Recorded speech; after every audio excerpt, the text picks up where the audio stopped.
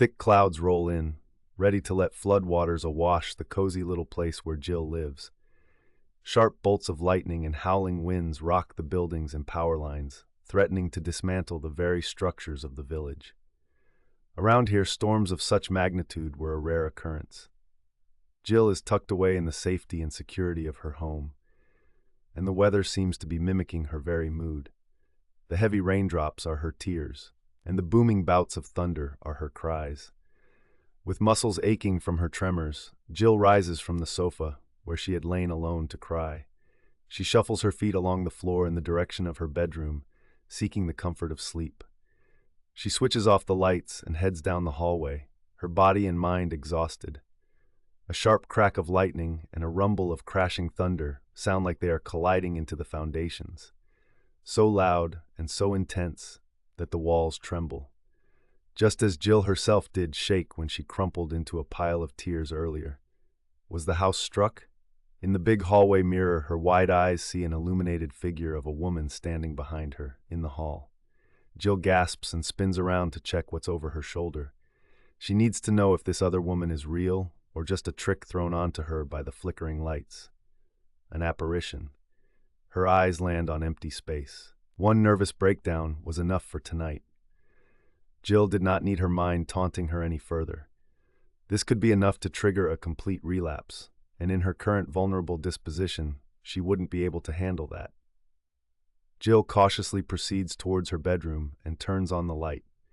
She scrolls down a note to call her psychiatrist in the morning, and then flops onto her soft bed without even bothering to climb under the sheets. She decides to keep the bedroom light on.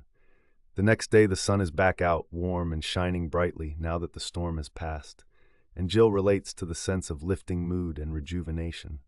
What's more, her psychiatrist reassures her that what she thought she saw in the reflection was likely to be the result of her internal anxiety, and not for real, but merely a figment of her over-fertile imagination, so to speak.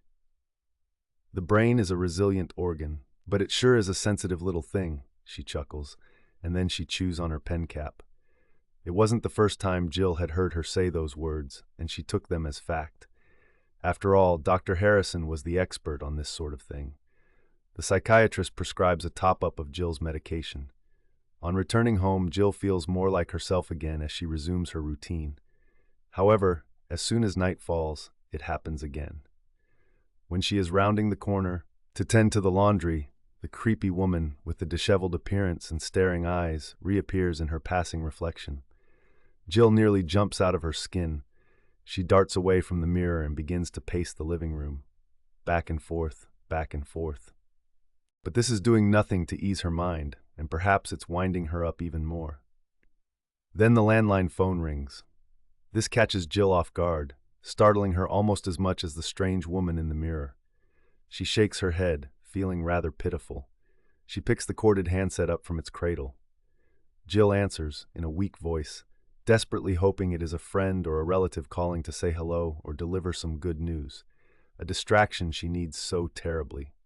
But the line crackles silently. "Hello?" she says again, feebly. She hears a series of beeps. They appear to be in the distance and not a product of someone pressing the phone buttons. Jill covers over her other ear to get a better listen to the odd sounds. Her eyelids close as she tries to envision what kind of device they must be coming from, listening for a pattern. But before she can think it through, a snickering and horrible laugh fills the line. Adrenaline takes over. Jill throws the phone to the ground. The plastic backing cracks off the flimsy handset. She stares at the smashed-up phone. Jill cannot believe she did such a destructive thing. She's never intentionally broken anything before, but that sickening diabolical laugh left her no choice. She paces again, attempting to flush away her fears. She longs for a distraction, a clear, uninterrupted one. Jill drops herself onto the sofa, turning on the TV set, raising the volume to check the evening news report. The phone rings again, despite its condition. This time she ignores it, but it continues to ring, relentlessly.